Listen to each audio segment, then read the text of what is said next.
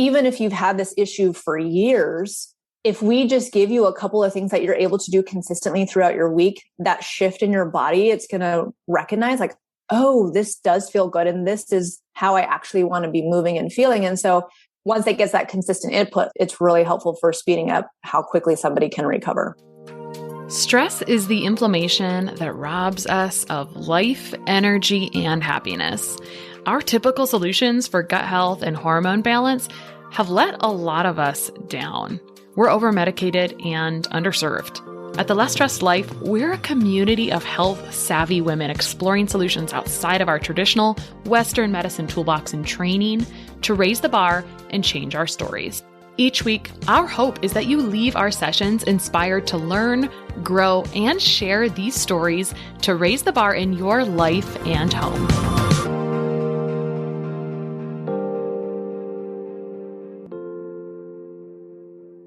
All right, today on The Less Stressed Life, we have Dr. Jessica Warnec, who is an orthopedic and pelvic floor physical therapist, founder of PACE Physical Therapy in Austin, Texas, and business coach. In her practice, she focuses on holistically treating each person she works with and helping them find the root cause of their concerns in order to empower them with the tools and support they need to heal. She particularly enjoys educating women in understanding their pelvic floor, stopping leakages with exercise, and eliminating pain with intercourse. Her patients range from preteen athletes to Olympic gold medalists, moms and non-mothers, and anyone looking to proactively prioritize their health. With her business coaching clients, she takes the same holistic approaches to help women find fulfillment in their careers and create harmony between work and life. Welcome, Jess. Hello, Krista. Thank you for having me. Yeah. So I should have read your bio before we even got going. We could have talked about pain with intercourse and all kinds of things, but all the good stuff. Yeah. So many things that cause pain in our lives. And today we're going to talk about just sometimes we kind of associate them with exercise, or like what happens when you're trying to be active and like your body, I shouldn't say it like this, your body kind of gets in the way. So I know we were just talking off air a little bit. Will you like open this up with kind of your own personal experience? It always makes a big difference. I mean, you go into, I don't know if you went into physical therapy because you had these experience. Actually, I wonder, how do you decide to go into physical therapy, right? Like I think we always wonder these things. Like, how did you make that decision? There's probably some role model somewhere along the lines. Definitely. Yeah. So I grew up an athlete. Like I played every sport under the sun at some point, loved moving my body. I have 5 younger brothers. So it was like always a competition.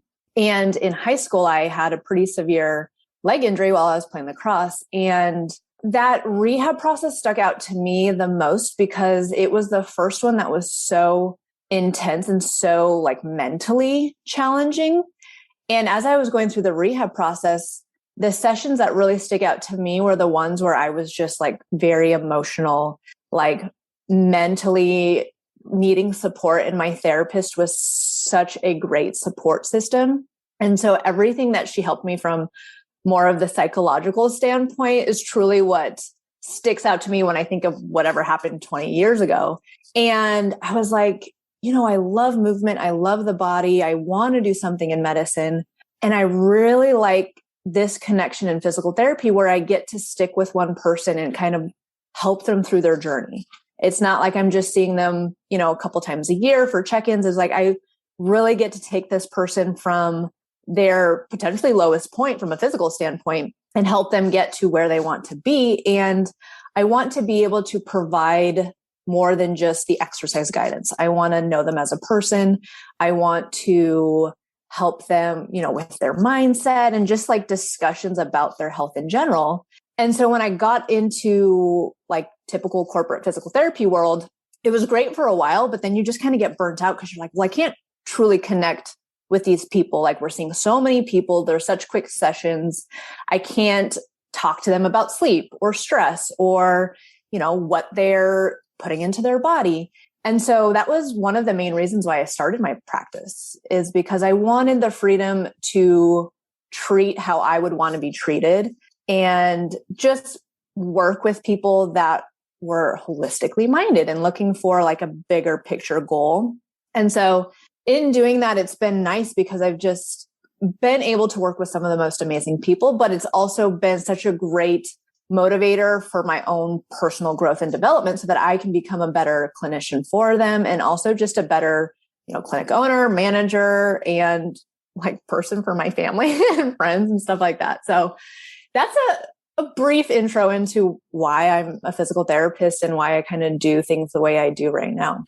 Well, I actually feel I spend a lot of time with another physical therapist, a good friend of mine who has a semi-local practice, and she's a powerhouse. And I've been with her. We've been at dinner and talking to people about their injuries, and the way she talks about things, she's like, oh, well, in the clinic, they can't do XYZ. And I think, oh my gosh, our careers are basically the same. Are they very similar? Right. The way you just described why you went into private practice is exactly, you wanted to work with people with like higher elevated goals that were more motivated, that just had higher expectations, and you could do more from a holistic standpoint and serve them better. So it makes perfect sense. That's why people in my career go into private. It probably actually goes across every single discipline. Yes. And it's fascinating because sometimes you go to a XYZ institute or some big time place, and they may not have a lot more opportunity. Like they probably do, but I think sometimes we go for like brand and name recognition of a health system, but in actuality, you have more scope of practice, not even like more scope of practice, but the privileges within that setting or within that institute or medical system or whatever, maybe just really behind the times. It's completely agree. It's not up to standards with how we could be practicing and serving people. Like we already have the tools to be better. It's just that like their privileges are not up to date. And I would say like anyone who's a dietitian, a physical therapist, and I'm guessing much beyond that, could probably agree that we all have. It's funny. I didn't know we all had so much in common until you start talking to each other about the pains and each discipline. They're almost the same. Yes, definitely. And it's interesting too, because even now that I've been in this type of clinical setting for a few years and seen actually a lot of the types of patients that come to us are the people that have tried everything and are still not better. And so they're like one step away from just giving up. But for whatever reason, somehow they find us and they're like, okay, well, y'all seem different.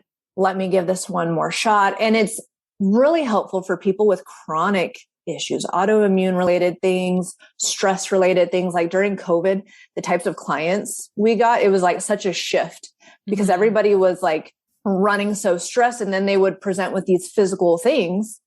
I'm like, well, you have back pain. We can make you move better, make you stronger, but still the root cause is a lot more deep and there's another huge system involved. So we have to have these conversations. And so that's also been really fascinating to just kind of see evolve over the last couple of years. It's like, oh, now there's like this group of people that our typical medical system is failing them and they don't know what else to do or where else to go. And so now more of like the functional medicine and the holistic types of therapies are out there. And so it's another avenue for people to explore that truly know that they can find help somewhere. They haven't found it yet. And so they're looking. I love it. And actually, that's a great place to start. Again, I feel that's the thing people say the most often is, I feel like I've tried everything. I'm like, but I bet you haven't. I bet you actually haven't. Every single time I have a conversation, but I just want to point it out. What is the thing that's missing? Like, where is it? So actually, this might be a preemptive question. We might have to wait on this one, but I'm going to ask it now and you can kind of decide. So, because we want to talk about what's going on with knee pain from running and the cause of this hip pain and these things that can really affect athletic performance or your active daily lifestyle. But what is going on? Like, where do you start first when someone comes and says, oh, I've tried everything and I'm not getting results and I was about to throw in the towel? Like, what is step one there? Is it also like assessment or whatever, or does that question come later? Yes. So a lot of this answer comes before I even see the person once they've filled out their intake form, because I'm asking if they've done PT or prior therapies for this. I'm asking what they did so I can see, okay, you went to PT. What did that entail? Right.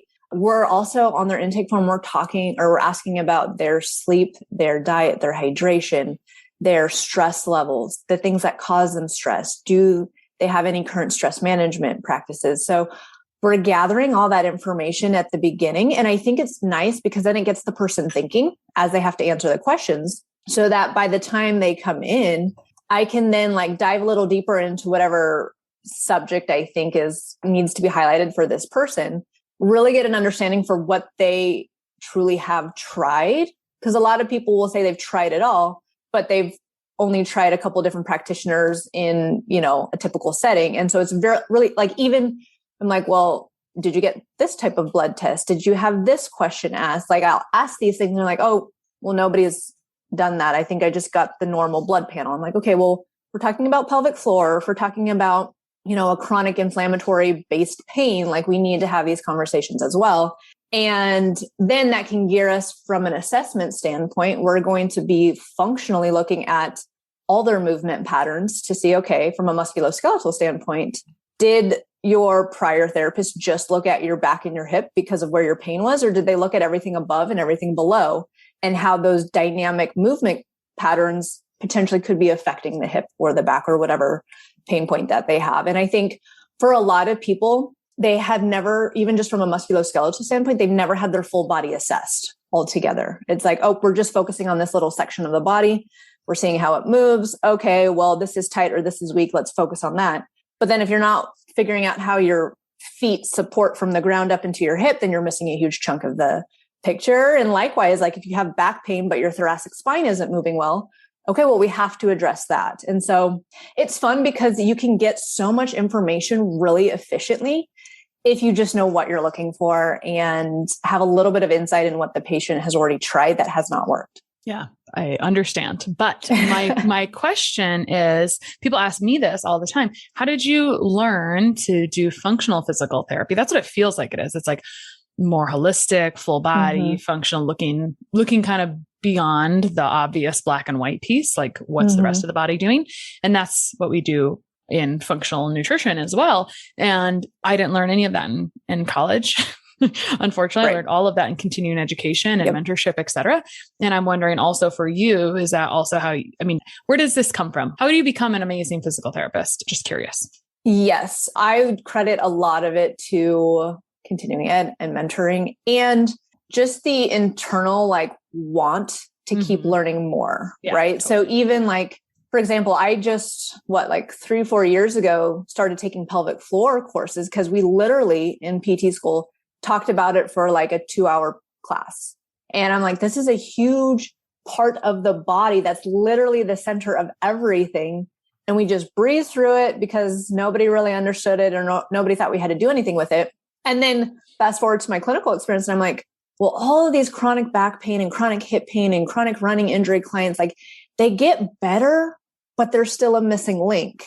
And I don't know what else to check, right? So it's like, okay, well, let's learn about this body part and how significantly it plays a role with the function of everything else. And then from a movement pattern standpoint, it's like, okay, well, in school, they teach you how to rehab an elderly person that has a knee replacement and, and maybe an athlete with an ankle sprain. But it's like, how do we look at the true human body together?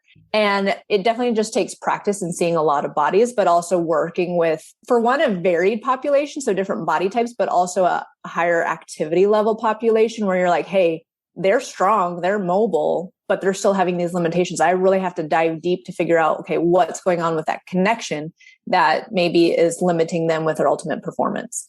So let's get into ultimate performance because if you like to run, let's say, and you start to have some pain, this is all of a sudden what you know and what you're good at is now a problem and it's not very fun. First of all, how often does this happen? Do you think? Do we have stats on this?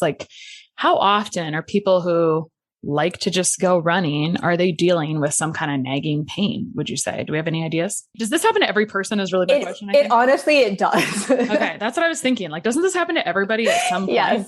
Yes. So I wish I had hard data, but I don't think that would be possible because a lot of people will do it. And then they're just like, oh, well, I'm tight or I didn't have the right shoes. And so they'll never take action for it. So getting a true read, it's just in talking to people or even on Instagram, having somebody message you about maybe a different topic. And then through conversation, the fact that by the way, I'm a runner and I've had this nagging knee pain for a year. It's they've gotten so used to it that they've just tried to work around it. And now it's catching up and presenting with bigger injuries or more of their body is affected. And so it's interesting how many people, especially with something like running, Well, yeah. So actually a few episodes ago, I interviewed my friend Kelsey, who teaches biomechanics at a school, and we were talking about feet, but there's room to talk about a lot more of that. And I think you and I are already on the same page here. Like I already know like your belief, I think is what I've arrived at accidentally as well. So let's talk about this nagging knee pain, et cetera, and how you kind of assess and improve that from a foundational standpoint. Like if someone is starting to have knee pain from running, what are some of the possible causes and where are you going to go with that? Yeah. So I definitely want to check their hip mobility and their ankle mobility. So the two main joints above and below the knee.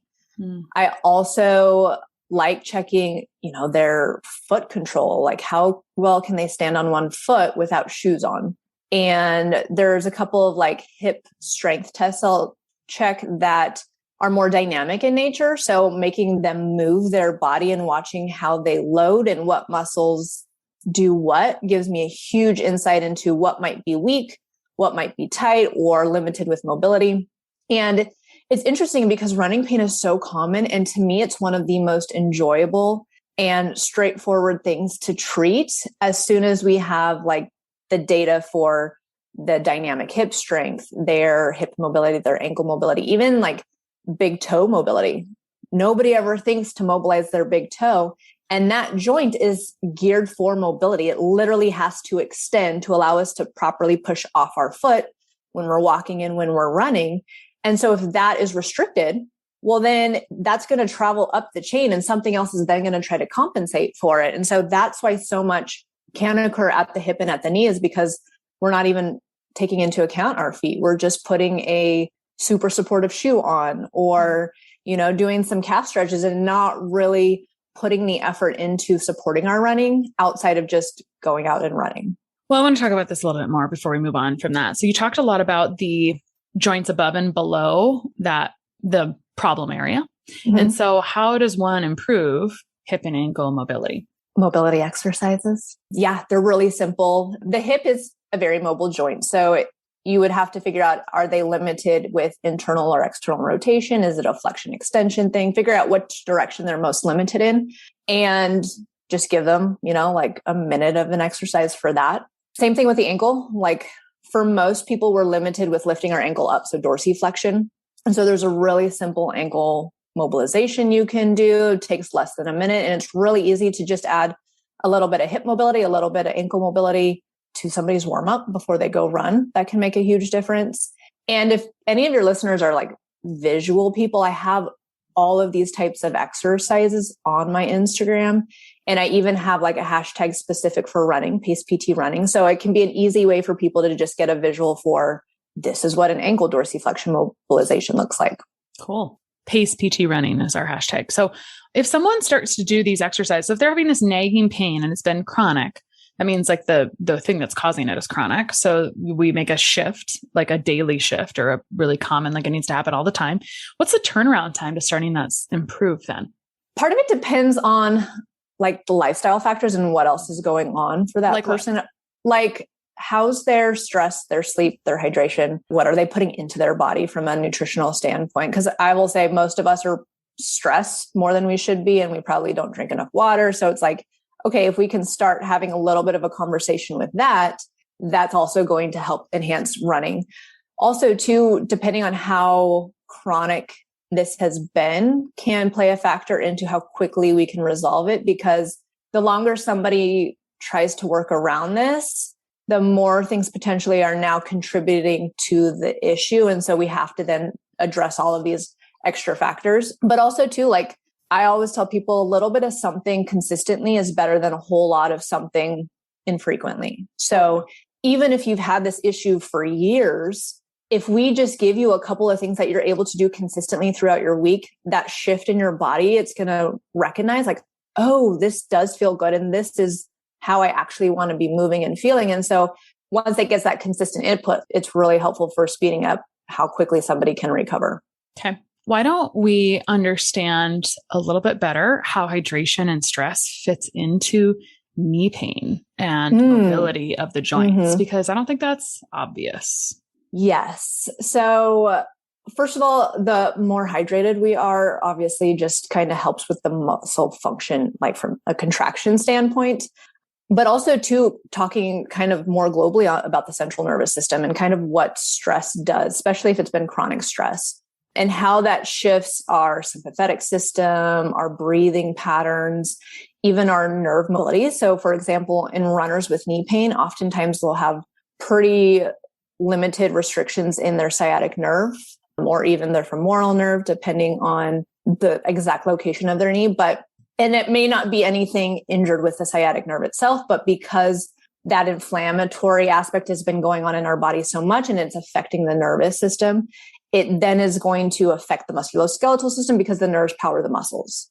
And so that's why with somebody that's really, really stressed, for example, if they have chronic knee pain, we can get them moving better.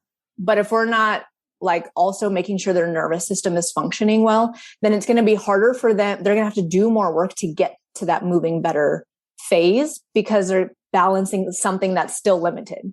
Mm-hmm. They're like, hey, we're making progress for half of these issues, but the root cause is still not being addressed. So therefore we're only going to get so far and we're going to have to do so much more to then try to make up for that. Whereas if we work on breathing techniques, we work on stress management or things to just kind of lower their cortisol or improve the movement of their nerves, then everything follows suit so much quicker because it's not fighting against an extra barrier. Well, I was going to ask you how you help people with this, and you kind of just described it a little bit, but I do find, and also in practice, as you were getting into practice and realizing all the root causes, was this a surprise to some extent, or were you prepared for handling this in practice? Because it's a challenge. And I find like the people it's most challenging for. So whether we like to believe it or not, like our athletic performance and inputs are inherently inflammatory and stressful in the body. So what I see from a nutritional perspective is those that have been athletes for a long time actually have the worst nutrient deficiencies of everyone because they have a lot of induced inflammation over and over, and our body uses up anti-inflammatory nutrients to compensate for that. So it's really interesting that's like what it looks like physiologically, but just coaching people with stress it's a more challenging topic. Not my favorite topic all the time. I mean, there's a lot of modalities, but it's like, I've noticed when you let someone know, like, hey, you got a lot of stress going on, it's not always like well accepted or well received. So I'm just wondering how you're handling that in practice a little bit more. Yeah, that's a great question and great point. So again, starting like day one, I'm trying to I want to know the person as a person, right? Like what's truly going on. I also too, because I create such individualized programs, I want to know like, hey, truly, how much time do you have to devote to this program? Because I'm going to tailor it to what you tell me you can do. That way, I can support you, but we know it's going to be applicable for you and it's going to be something you can like stay accountable with and get better. And so if somebody is in a very heightened state of stress, sometimes it's these athletes that they're like, well, last year I worked with a gold medal Olympian. It's like, well, my qualifying trials are literally in 4 weeks. So I have to do there was no time to like get out of training and just help the injury or the body. It was like, okay, well, taking all of this into account, we now just have to make sure that we're supporting you as best we can while you're in this phase. And and there was an end point to the phase. I think that's a really key point. Is the most toxic thing I hear people say is like, I hope this gets better soon, or I'm just kind of waiting for things to lighten up. I'm like, wait a second. Is there an end point? What is the actual exit strategy? If there's not an exit strategy, it's never going to go away.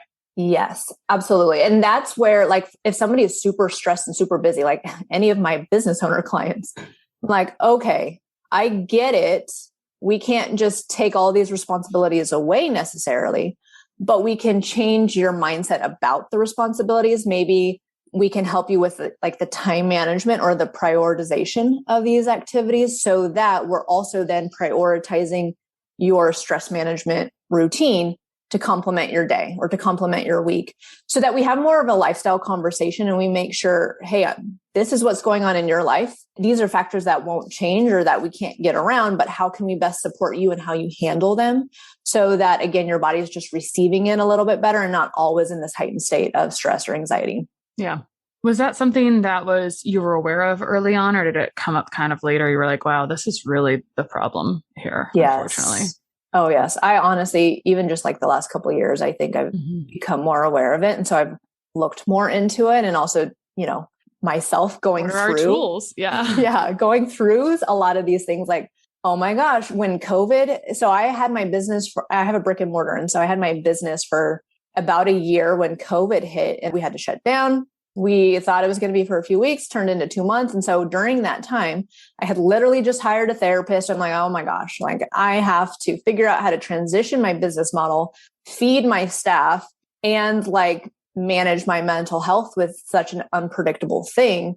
And so as I was like dealing with so much stress and realizing, oh my gosh, my nagging hip pain is coming back. Oh my gosh, my pelvic floor is really tight. And now I'm having pain. And associating it with just like, okay, well, when I do this breathing technique, it helps calm down my pelvic pain. Or like, as I'm doing less lifting and more like walking and just kind of like changing the input of the intensity that I put my body through and what that could do for pain, I was like, okay, clearly this is indicating how big a role stress plays in our lives. And our clientele for pelvic floor pain and since COVID has skyrocketed because so many people, like they didn't know what happened. They're just like, all of a sudden one day I started having severe pain and it hasn't gone away and every test is negative and I don't know what's going on. My doctors just sent me here because they finished, like their tests were good. Like, and so it was like, okay, we really have to dive in more to like what life event occurred. Like some people, like they graduated and they moved. So like good, exciting things for many of us, but just the level of stress that places on a body. And then, or like people that got newly married and, you know, had sex for the first time. It was like, oh my gosh, now it's painful. And now I'm stressing out because it's painful. And I didn't know it was painful and I'm newly married. Like, what am I going to do? And so just like realizing, hey, you physically didn't do anything different. What was that event that occurred that triggered this? And now how do we manage and address these symptoms because of that? Totally. One of my questions was, I think I was just reflecting on the amount of movement podcasts that we've got, kind of not in a row, but like within a month. There was the one on foot mobility and biomechanics a few weeks before you, then yours. And then in a couple of weeks, a breath coach I've had in the past, Campbell. Awesome. Campbell. So Campbell is a physiotherapist, which is a physical therapist in the United States, but he's a physiotherapist, the Australia speak. And he left, he does some physical therapy or physiotherapy work still, but he left because he was like, I'm not getting to the root cause. And so he's really moved into like, and he knows so much about breath that like, I just don't even understand or can't comprehend. And I was going to ask you, I'm sure like that's a very attractive, it sounds like it just makes perfect sense because it's moving the entire body, right? It's a functional, I don't know. Anyway, it's quite a movement that affects everything. And so I'm wondering how you coach on breath in practice, or if that is that common. Is breath work a common part of your prescription or healing or how to breathe or assessing breath part of how you work with clients in general? Yes. So nowadays it is probably for almost every client, but especially the clients with chronic issues and or anything in the low back, pelvic floor, hip or knee. And it's a tool too that I've just recently picked up the last couple of years because it was never something we learned how to assess in school or even in residency. I did residency and it was like, here was a year of localized, like focused content. And we still didn't really like dive into not only our breathing mechanics from like musculoskeletal mobility standpoint, but what breathing does for our sympathetic and parasympathetic nervous systems and how that can help with a chronically, high pain person or something that's associated with certain events or certain triggers. It's like breathing is such a tool that anybody can do anywhere, takes no extra time. It just takes like helping the person relearn how to breathe effectively to help their ribs move better, their thoracic spine move better, take some of the pressure off a tight pelvic floor, and then having the conversation of, okay, and this is also what's going on systemically through your whole body when you do something like this. So very powerful tool. That upcoming podcast you're going to do is going to be gold because we can all benefit from breathing. Yeah, I had one with Bia. Obviously, Bia, who's so Jess and I know each other because we're in a business group together, business coaching master together. And so we have a breathwork coach there who is from Brazil. And so I think her podcast came out last week or a week before, and she actually goes through 15 minutes of breathwork, which is pretty wonderful. Oh, nice. But that's the thing people are going to skip first. So I actually hired Campbell to record some very brief lessons on breath work for our clients. I think three or four of them. And he did a beautiful job.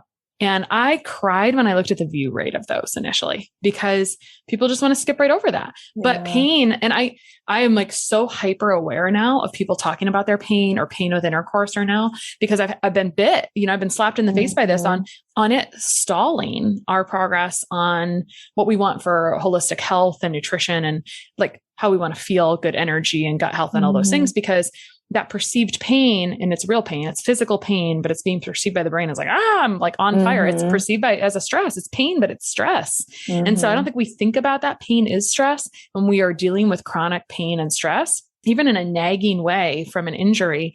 It's dumping nutrients. And then if you dump nutrients, you're going to have other side effects inconveniently. So, I mean, the whole point here is just that knowledge is power. It's not meant to be like, oh, I'm helpless. It's like, now that I understand this, I can actually do something differently. Yes. And it could be a lot better. And it doesn't even have to be that challenging. It doesn't have to be ridiculous. Yes. It probably will be, a dramatic shift because unfortunately how we breathe and the stress we've had, becomes part of us and we don't even realize how much we're adjusting to it. Right. Yes. And it's very powerful when, let's say I have a first consultation with somebody and that's one of the main things that I'm giving to them. At least 50% of them like look at me and they're like, okay, so you want me to breathe for my home exercise program? I'm like, okay, hear me out. And then like I explain the why behind it, take them through it and they realize how challenging it actually is to breathe correctly or breathe in a more optimal way. And then they're like, oh my gosh, I've literally been breathing so restricted for so long and not even aware of it. But then it's such a quick thing for them to then become aware of.